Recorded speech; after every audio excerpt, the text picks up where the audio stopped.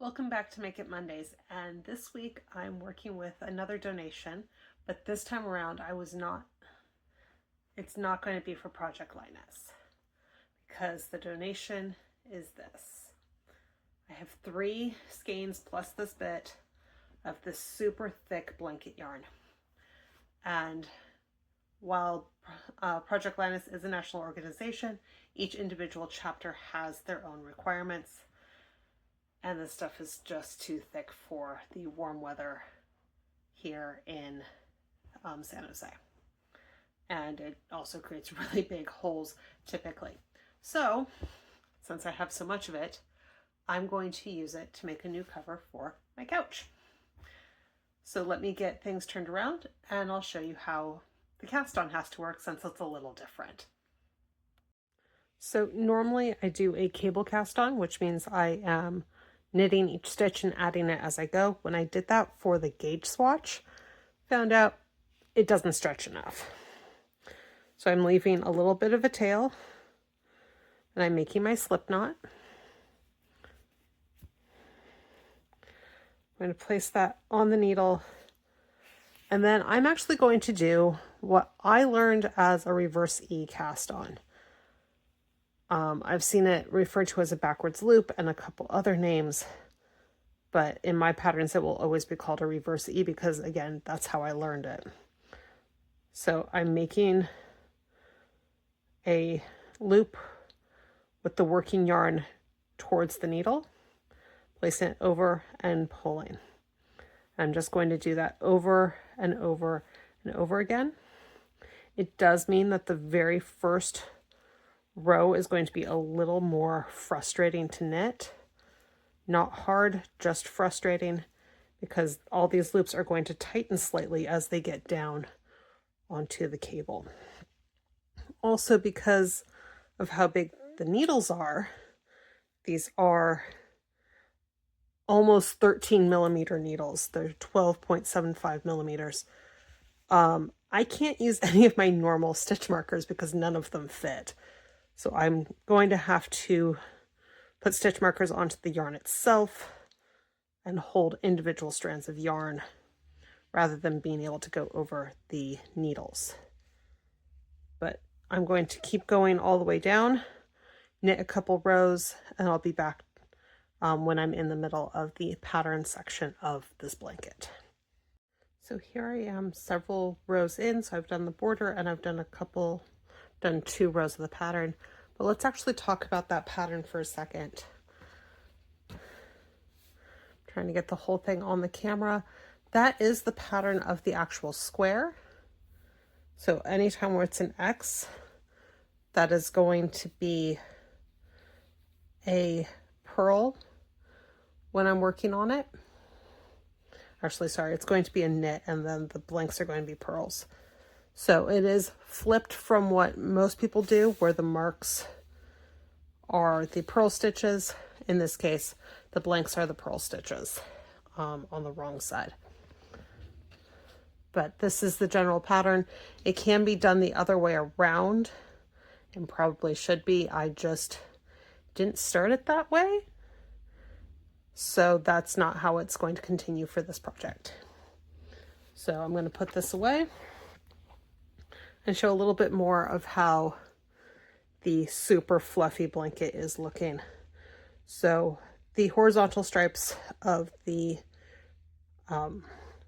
knit ridges are far more prominent than I thought they were going to be, but that's okay. But I'm going to slip the first stitch, pull the yarn to the back. Now I do have to think a little bit more with this super large gauge, because not what I'm used to at all. This is almost 3 times bigger than my standard gauge.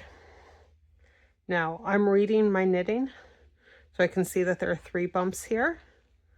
So I'm going to go ahead and purl 1, 2.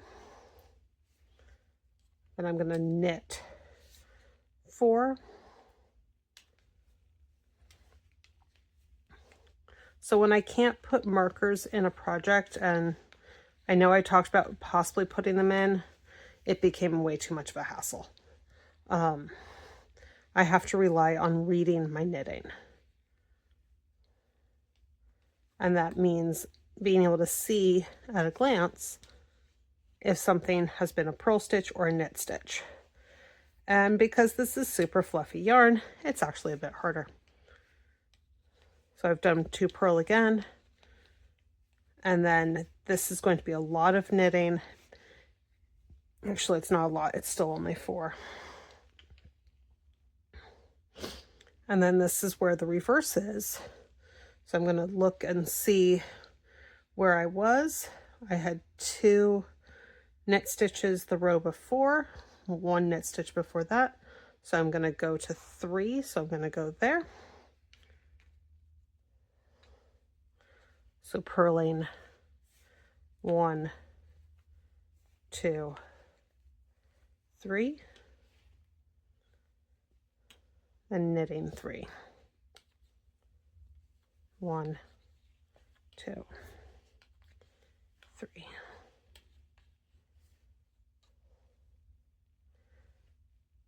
Okay. Then doing that one more time, and that gets us to the end of the first block. This is 2 blocks wide. So I am doing the entire pattern twice. I'm just doing it with a garter stitch border in between the 2. So that's the end of the first block. So the upside of this is it is only 65 stitches across. The downside is it still takes a while to get there, and it is eating through the yarn super quickly. This was the first skein that I worked with. I'm only like 12, 14 rows in, and it's down to this much. So I don't know how big this is going to get. I feel like I'm playing Yarn Chicken all the time on this channel, but this one really is Yarn Chicken. I'm hoping it can get big enough to cover the back of the couch. Okay, so I will be back to show the bind off because everything else is just follow a pattern. So follow a printed pattern. But I will show you how this looks when it's all done. So realized that the cast off was also going to have to be a little different compared to normal. So I'm doing a sewn cast off. So I'm putting the threaded needle or darning needle through the back of the second stitch, pulling all the way through, then through the front of the first stitch, pulling all the way through, and then pulling it off the needles. And I actually did that a little wrong because I've been going behind the loop. But this way it mimics closer to the cast on edge, and it still is as stretchy as it needs to be to work with the knit fabric. So again, I'm going through the back of the second loop. Then I'm going through the front of the first loop. I'm going to keep doing that for these last couple stitches, and then I'll show you what the whole blanket looks like all done. And here is the blanket all finished. Because of the variegate in the yarn, it is a bit harder to see the stitch pattern. Now, since this is not a blanket for Project Linas, there will not be a pattern available. Also, frankly, I was using someone else's pattern and I'd rather not share their pattern, even if it is for free, without crediting them.